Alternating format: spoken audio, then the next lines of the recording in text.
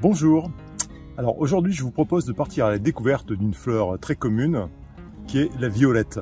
Alors le genre viola comprend de très nombreuses espèces qui sont présentes de par le monde, à peu près 500 espèces, dont 91 en Europe et pas moins d'une vingtaine en France. Je vous propose aujourd'hui de partir à la découverte plus particulièrement de la violette odorante, Viola odorata, qui pousse en général sur des sols plutôt sableux ou calcaires, en tout cas dans des zones humides. Pour la découvrir, pour essayer de la trouver, on va descendre donc dans ce petit vallon à la recherche de sous-bois.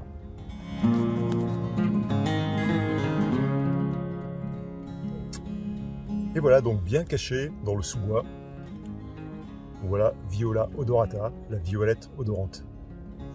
La violette est une fleur très discrète. Alors, vous voyez comme elle se cache dans les sous-bois. Donc ici on en a quelques exemplaires sur le tapis de feuilles tout autour de moi. La violette c'est une plante herbacée vivace qui va se développer à l'aide de stolons.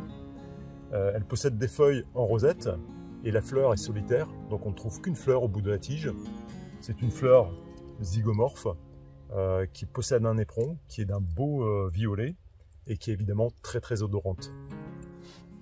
Dans l'Antiquité, les Romains associaient la violette à la déesse Vénus, la déesse de l'amour, et pour les Grecs, elle évoquait plutôt la virginité. Au fil du temps, elle est devenue le symbole des amours secrets, de l'humilité et de la modestie. Donc si vous avez envie de déclarer votre flamme, un amour secret, vous pouvez toujours prendre la solution d'offrir un bouquet de violettes.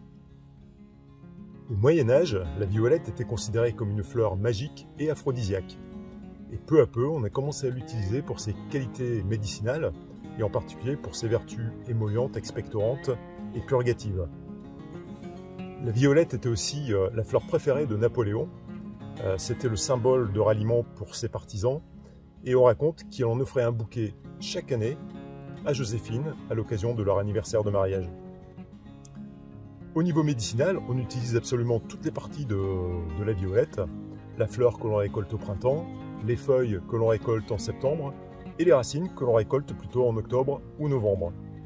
Les fleurs sont anti-toux, elles sont expectorantes, elles sont légèrement sudorifiques et donc elles sont utilisées en général pour les toux sèches. La racine de la violette est très expectorante et on va plutôt l'utiliser pour des toux grasses cette fois. Et si on la prend à haute dose, elle devient purgative, c'est-à-dire qu'elle va provoquer des vomissements. Enfin, les feuilles de la violette possèdent des propriétés à la fois anti-inflammatoires et émollientes. On va les utiliser pour traiter des ulcères digestifs, pour soigner des rhumatismes, et y compris en bain pour les yeux en cas de conjonctivite. Enfin, les fleurs de violette possèdent une saveur aromatique douce et sucrée qui est très intéressante pour la cuisine. On va les utiliser fraîches ou séchées avec précaution à l'ombre. Les fleurs de violette conviennent particulièrement aux entremets. On peut les utiliser pour fabriquer des jus, des sirops, des confiseries. On peut les utiliser fraîches aussi pour agrémenter les salades ou même parfumer certains vinaigres. Bien, merci d'avoir regardé cette vidéo.